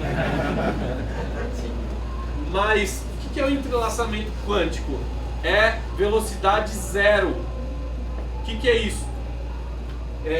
Essa pesquisa envolve o seguinte: eles entrelaçam quanticamente, eu não sei explicar como que acontece isso, um átomo com o outro. E o que você faz aqui, o outro átomo replica. Então ele faz assim, ó, simultâneos. Se você levar esses dois átomos a quilômetros e quilômetros e quilômetros de distância, não tem delay. Você pegar de uma ponta a outra no universo, esses átomos entrelaçados, eles não têm delay. Então, a comunicação perfeita é essa. Entrelaçamento quântico. E dá para usar um monte de coisa essa questão aí. A tecnologia emergente na computação quântica, na criptografia quântica, teletransporte quântico, já conseguiram fazer teletransporte de partículas. Enfim, você vê como está hoje em dia a tecnologia. Está muito mais avançada em coisas que a gente nem conhece ainda, né? Pra você ter uma ideia, o que a gente tem hoje não é nada. O que eles já estão inventando já está, ó, tecnologia que se inventa, depois de 10 anos está disponível para uso. Realidade virtual. Vamos parar um pouquinho. A tecnologia, o que é uma realidade virtual?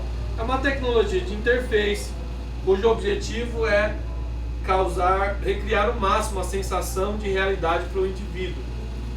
É uma realidade de interação, né? Na década de 70, 1970, já se utilizava frases do termo de realidade virtual, mas não tinha-se ainda a tecnologia, né? Em 1950, a Força Aérea dos Estados Unidos começou a construir simuladores de voo para teste dos seus pilotos. Em 1958, a Philco desenvolve um par de câmeras remotas, um protótipo de capacete, com monitores, etc. E hoje em dia, para que é usado? Pulando aqui: jogos de entretenimento, comunicação à distância, aplicações para educação, simulamento e treinamento de aviões, de carros também, que tem na nossa escola já, né? Teleconferência, arquitetura e urbanismo, você constrói a planta lá mexendo, né, apalpando, interação, imersão em espaços arquitetônicos, você consegue viajar por museus sem estar lá, segurança pública para treinamento de militares, tem até para transtorno do pânico e outras fobias, é utilizado algumas técnicas de realidade virtual. A realidade virtual aumentada utiliza um capacete específico que combina imagens e o mundo real com um mundo virtual. Então, isso aqui ele é uma boa, né? É muito legal, mas eu queria colocar, a partir daqui eu vou começar a fazer uns links aqui, né? A mais do que já Daniel falou. Nós já estamos falando de ciência aqui, já está bom por aqui, mas tem mais a coisa ainda. Olha esse site que fala: eu não assisto novela e fiquei sabendo disso aqui hoje. Olha que coisa terrível. A Record vai fazer uma nova novela aí. Quero grifar isso aqui para vocês, ó. Ricardo como o próprio anticristo, é a próxima novela da Record. Ele roubará um projeto de realidade virtual de Benjamin, papel de Guilherme Winter, com o objetivo de dominar o mundo. Usando a realidade virtual, fazendo um link da realidade virtual com o anticristo. Em uma novela, tá? Da Record. Da Record.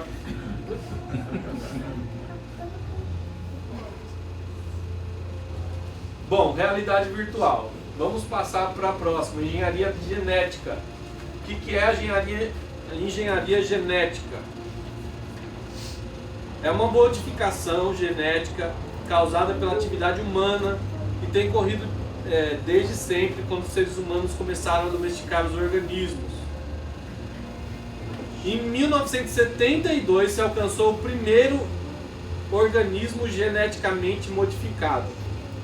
Em 1974 foi criado em laboratório um rato geneticamente modificado, com gene resistente aos antibióticos. Foi inserido no tabaco, levado à primeira planta. Foi inserido também no tabaco, né? O pessoal que fuma aí, levando a primeira planta geneticamente modificada. Então, a primeira coisa que eles foram mudar na genética foi um rato e o tabaco. Fica ativo.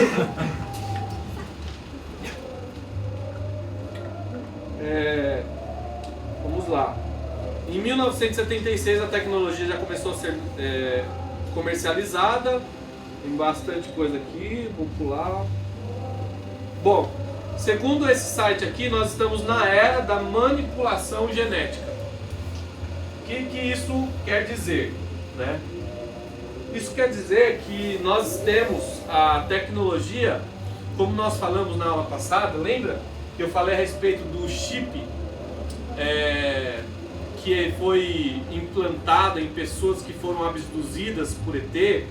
Aí a gente juntou a parte de ET, né, que não acreditamos nisso, mas sim em demônios. Nós entendemos que muito provável, como no passado tinham gigantes que provavelmente eram modificados geneticamente, não foram criaturas de Deus, criaturas que Deus planejou para ser daquele jeito. E aí, com esses implantes, que são computadores 100 vezes mais avançados do que o nosso. Esse implante aí que você está vendo aí, desse tamanho, não é tecnologia humana. Tudo já entrando para o grande engano. E aí, sobre isso, eu vou dar um link para vocês. Vocês assistem 2 links. Aí vocês vão lá, vai falar a respeito de genética. Não sei se eu já passei. De genética e dessa questão da ufologia nos nossos dias, que tem sido assim um crescimento muito espantoso. Muitas comunidades ufólogas e aí por diante. Mas a genética é algo que, né, vai ser algo que ela liga com os Néfilins, que eram os gigantes de antigamente, que a Bíblia fala lá. Um principal motivo talvez que foi destruído o mundo de Noé, porque teve mudança na genética humana e Deus não se agradou disso. Na aviação, uma breve história da aviação. 23 de outubro de 1906, Alberto Santos Dumont. Tem uma contradição aí com ele, com um outro cara aí, mas vamos falar nele, que é brasileiro. Ele realizou o voo em um aparelho mais pesado que o ar, né? Aí começou a história da aviação, nas aeronaves, nos balões, no mundo todo. Aí começou os voos comerciais, de tal ponto que nós estamos, a partir de 1961, a primeira aeronave com propulsão humana a decolar e pousar com sucesso. Bom, foi usada bastante nas guerras mundiais aí. A guerra trouxe inúmeras inovações para a aviação, incluindo o primeiro jato e foguetes movidos a combustível líquido. Vou pular aqui agora. A partir Yuri Gagarin, a partir de 1961, e Neil Armstrong foi o primeiro humano a pisar na Lua. Aqui eu me ressalvo as minhas controvérsias, eu não acredito que o homem pisou na Lua, mas é outra questão, outra história. Enfim, em 21 de junho de 2004, a Spice Hype One veio a ser a primeira aeronave privada a fazer um voo no espaço, abrindo a possibilidade do mercado da aviação fora da atmosfera terrestre. Então já temos aí voos espaciais, comerciais. Bom, a história seria essa. Agora, fazendo um link, né, com a questão da ufologia. Eu não vou conseguir passar aqui agora, mas eu vou passar o link para vocês num comercial da HP. A HP faz um comercial que o menino está olhando para uma moça e aí de repente ele olhando tropeça em um monte de moto e as motos caem igual um dominó e aí todo mundo fica zoando ele e ele fica com muita vergonha. Os amigos dele, que são 3, eles somem, ele faz assim e só a roupa cai no chão. Ele pega o computador dele da HP, das costas assim, e faz clac. É um computador que divide a tela do teclado, deve ser dos mais avançados. Junta os dois assim, aperta a tecla ESC, que é escape, que é traduzido para escapar, né, sair. E aí vem uma aeronave sobre ele e joga um raio para ele, suga ele e vai embora. E aí ele fica livre daquela chacota, né? E aí o que nós entendemos?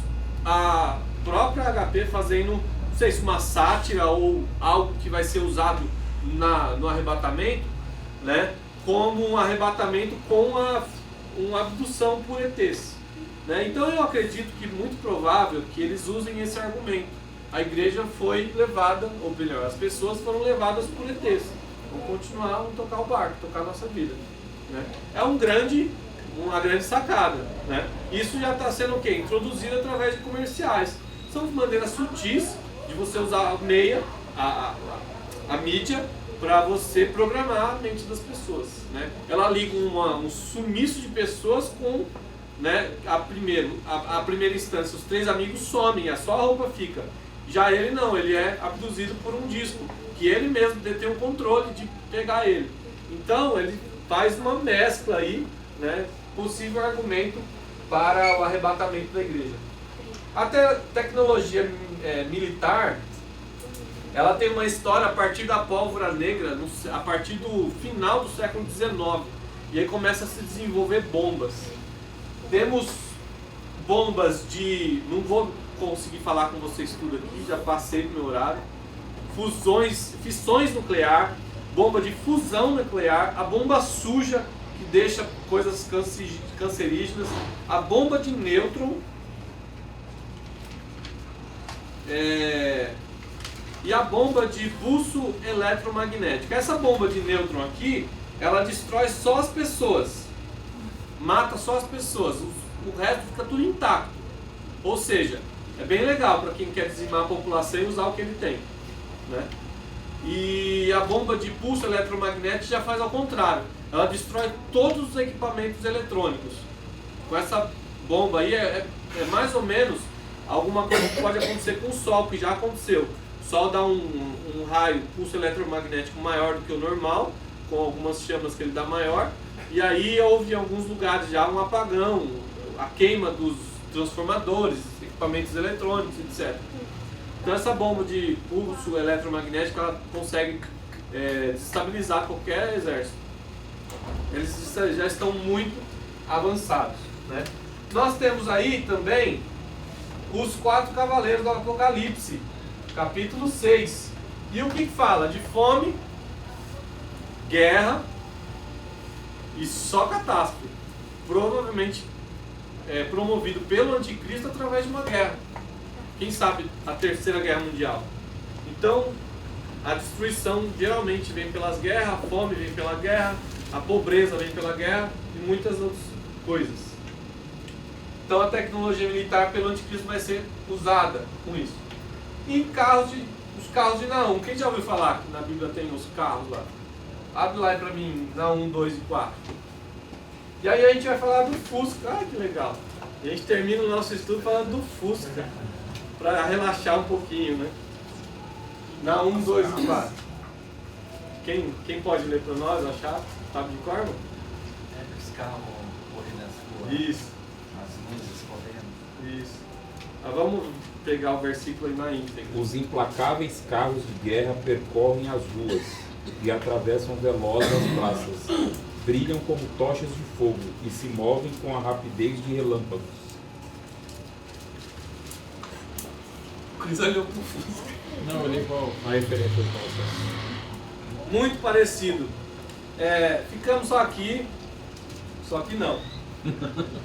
O carro popularizado por Hitler na Guerra Mundial foi o Fusca. Daí começou a ser popularizado e vendido para a população por Ford. Aí foi as montadoras tudo fazendo. Mas teve início aonde? Uma explosão aí de carro na guerra. Então a tecnologia das guerras usou. Se você olhar o texto na 1, é guerra. Não é veículo passeando, não. E esse Hitler fez por causa do deserto, né? Que é um refrigério, Não precisa de água para refrigerar o motor. É uma beleza. E não ferve. A Fusca é uma beleza. Então, essa tecnologia militar, né, que nós vemos com a ciência de Daniel, ciência que Daniel diz para os fins dos tempos, termina por aqui no 7º. E aí nós encerramos, né, o nosso seminário falando o que a gente faz com todas essas informações, né? Para onde nós iremos, disse Pedro, se só tu tens as palavras de vida eterna. Aí eu pergunto para vocês, o que eu faço, o que nós fazemos para nós estarmos preparados? Eu já dei 2 aqui, mas vamos repassar para ele rapidinho. 1 Tessalonicenses 5:23.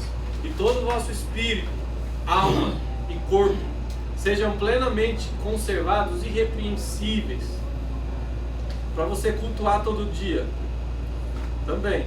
Mas não é só isso. É para que você aguarde a vinda de nosso Senhor Jesus Cristo. A santificação, esse versículo, ele faz um link com a vinda do Senhor. Tem um outro versículo que diz seguir a paz e a santificação. Hebreus 12:14. Seguir a paz e a santificação, sem a qual ninguém verá o Senhor. Foi esse versículo que eu ouvi no meu sonho. Segunda coisa que nós precisamos fazer é estar orando. Lucas, ele fala que a gente precisa estar orando para que a gente possa estar de pé diante do Senhor quando Ele voltar, para que nós possamos não participar da grande tribulação. Estou explicando já o versículo. Para que a gente não participe da grande tribulação, nós precisamos estar de pé. Como se está de pé diante do Senhor? Orando. Quando nós ajoelhamos diante do Senhor, nós estamos de pé diante daquilo que vai acontecer. Não seremos pegos desapercebidos. E o último que eu não falei, o terceiro passo é congregar. A Bíblia fala que é de costume das pessoas, é de costume de alguns, né, não congregar, mas nós não podemos fazer assim, quanto mais vede que vai se aproximando aquele dia. Então congregar faz parte. Nós não podemos ser crentes do YouTube, nem ter um pastor do YouTube. Nós precisamos escolher uma igreja séria, congregar, é importantíssimo. Primeira coisa que a pessoa faz quando ela afasta-se dos caminhos do Senhor é deixar de congregar. A primeira coisa que Adão fez quando ele pecou foi fugir da presença do Senhor. Ele se escondeu, colocou figueira. E às vezes a gente fica nas nossas desculpas. Não, mas não tem igreja mais que preste, não tem mais lugar que, né, eu vou ficar em casa mesmo, né? Esses tipos de pessoas são os desigrejados, né? Então nós precisamos, a Bíblia diz, esse versículo mesmo fala, ou é o versículo anterior que fala que as más conversações corrompem os bons costumes, né? E nós precisamos estar congregando, porque congregar faz parte da saúde espiritual. É importantíssimo nós estarmos ligados ao ministério, trabalhando para o Senhor. Decepções vêm, eu já tive muitas. Pessoas decepcionam, situações decepcionam, nós mesmos nos decepcionamos com a nossa fraqueza. Acontece de tudo, mas nós precisamos estar atentos, nós precisamos estar, né, eu coloco para vocês pelo menos 3 passos: santificação, oração e congregar. É importantíssimo, né? Se você tiver mais aí, aplique, porque essas questões, esses 3 versículos, eles alinham com a vinda do Senhor. E a Bíblia diz: quando vier, pois, o Filho do Homem, achará fé na terra? Questão de não ter fé é nós não estamos aguardando, nós não estamos congregando, nós não estamos mais esperando. Bem? Então é importantíssimo a gente ter essa linha de fortalecimento espiritual para que a gente possa chegar lá no céu. Amém?